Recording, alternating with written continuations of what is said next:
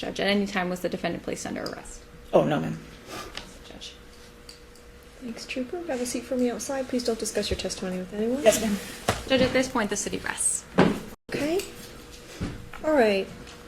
Mr. Stillwell, what that means is the city's done putting on their case in chief, okay? And now is the time where you have an opportunity to put on your case. You certainly have the right not to testify, okay? And if you decide not to testify, we will not use that against you. You have that constitutional right. If you do decide to testify, you'll be sworn in just like the other witnesses. You do not need to climb into the witness box. You can remain right there and do all of that. At this point, that's what we would do. I do think we probably should take just a real quick break, like a bathroom break. The other thing is that we have a 1 o'clock calendar, so I don't know how long you anticipate the rest of the trial to go.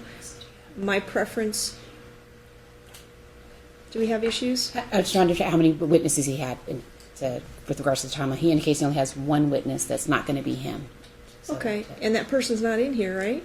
No, she's outside, Judge. Okay. She's a dispatcher. Okay, that's fine. My preference is to continue going so that we don't, continue it out a different day. But we may end up, I do need to have staff take a break, even if it's just for half an hour, and you have a calendar at 1 o'clock. And then we also have another calendar at 2. Having said that, I'm just saying these are those sort of procedural constraints. So if we do take a break, maybe at 12:30, we may be done by then or not, but I'm just anticipating giving staff a chance to eat before we start our afternoon calendar at 1 o'clock. If we have to go, we'll resume at 1 o'clock, which is when we normally would come back into session, and we'll just bump everything a little bit. Okay? So that's my intention.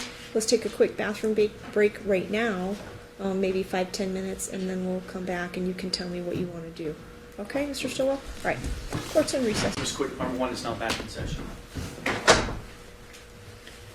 Please be seated. Okay, we are back on record. The city has rested. Mr. Stillwell, what would you like to do at this stage? Well, I would like to ask that the court reconsider my motion to dismiss. And barring that, I would like to call my... Oh, Okay, you're fine. I'd like to call a witness if the court doesn't... Okay, and I think now is an appropriate procedural time to ask for something like that, but, I gotta say, I think there's enough information for them to continue going forward. There are a number of laws that maybe you are aware or not aware of with respect to roadblocks, and the fact that there was an opportunity to turn away, apparently, prior to going through the roadblock. And I think there's enough probable cause here to continue going through to the trial. I don't agree with you, okay? I don't agree with your basis for requesting for a motion to dismiss. Okay? So it's denied. And what would you like to do then? You wanted to call your witness. Is that what you said? Okay. What is your witness's name? Angela Calhoun. Angela Calhoun.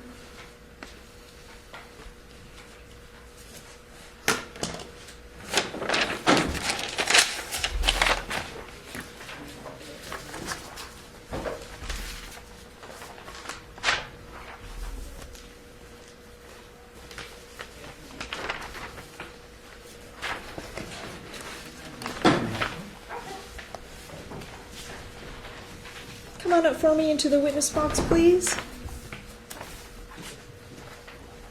And remain standing and raise your right hand. Do you solemnly swear the testimony you're about to give will be the truth and whole truth and nothing but the truth? Yes. Thank you. Okay, Mr. Stewart. Do you have that? I'd like for the witness to see this while I ask questions, if that's okay. Okay, well, technically that's not quite how it works. If it comes up as a point that's relevant and admissible, you can ask her questions about that, but right out of the chute, okay. we don't All do right, that. okay. Okay, so All right. start asking your questions. Okay. It may be that we need that document down the road, so just go ahead and start with the questions at this point. Can you state where you were employed at on February 6th of 2011? Department of Public Safety, Highway Patrol in Las Vegas. And your position there? Public Safety Dispatcher. Right.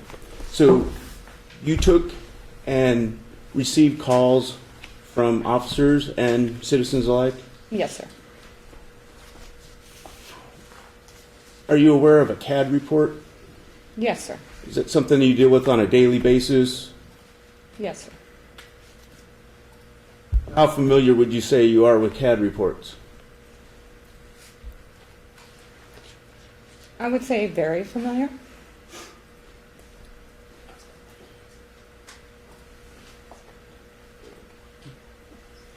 Can you tell me what a CAD report is? It is a document that's generated, or a computer-generated incident. It's assigned to each and every call or officer-generated activity. The CAD report, does it go through a timeline of an incident? Yes, sir. Does it start, does it have an origin and a determination, I guess? I don't understand. So does it,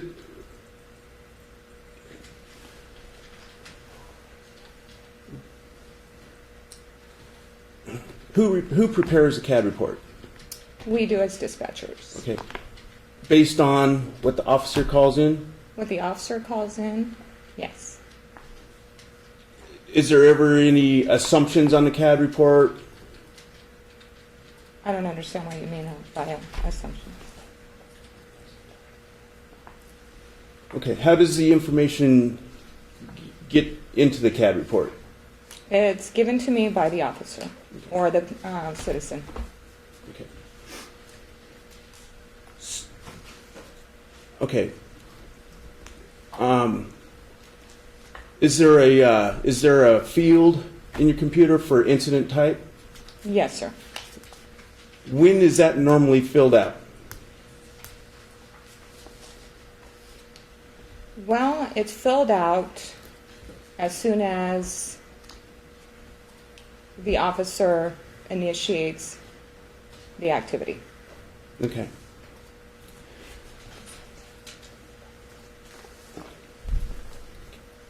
What do you mean by activity? Well, say they go on a traffic stop. As soon as they decide they're on a traffic stop, we create the CAD incident. Okay, so you would put in that field traffic vehicle stop or traffic stop Yes, sir. as soon as the officer, and they let you know this by radio, evidently. Yes, sir.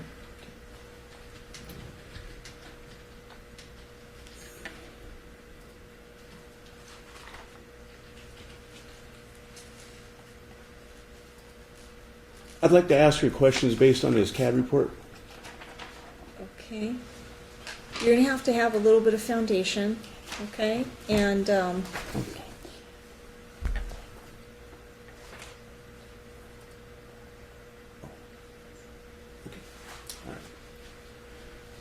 On February 6th, 2011, do you recall preparing a CAD report? I had to review it, but I don't remember it specifically.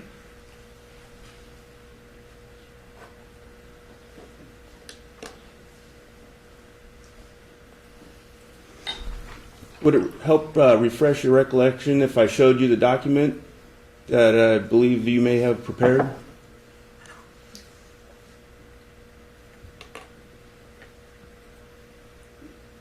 If it's okay. Is that a yes? Yes. May I approach, Your Honor? yeah, that's fine.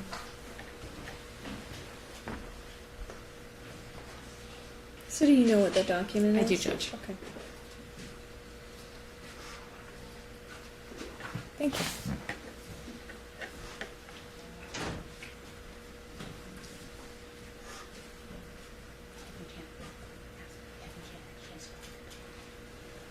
Have you had a chance to look at that document? Yes, sir.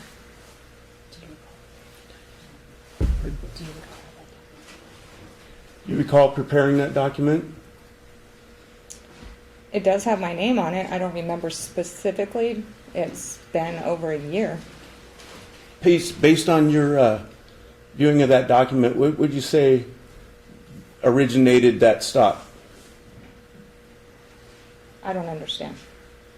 Judge, I'm going to object us to speculation. She's a dispatcher, so I don't know that she would even be able to say what initiated a stop if that is actually the question. Sustained.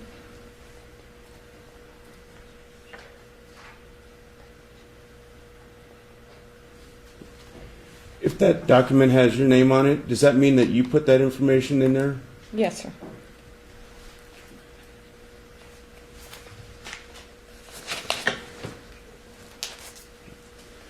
The information that you put into that document, is that true and accurate? From what I'm aware of, Can you tell me what it says for incident type? it is intoxicated driver. Would this have, this information, would it have gone into the CAD report as soon as you're aware of it?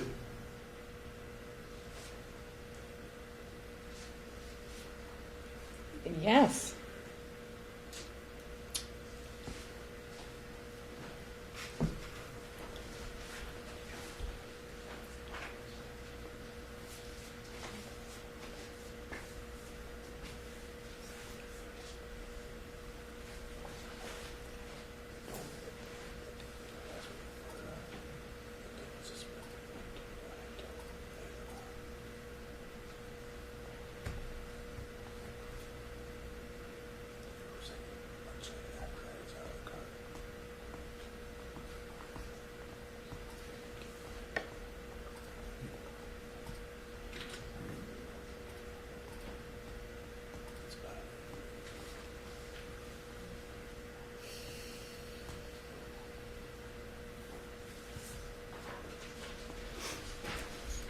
The information that you inputted into that document, that came directly from the officers on the scene? Yes, sir.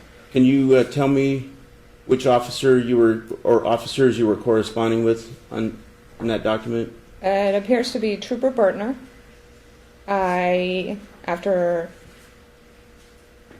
From what I understand, there was another officer on scene who is not listed.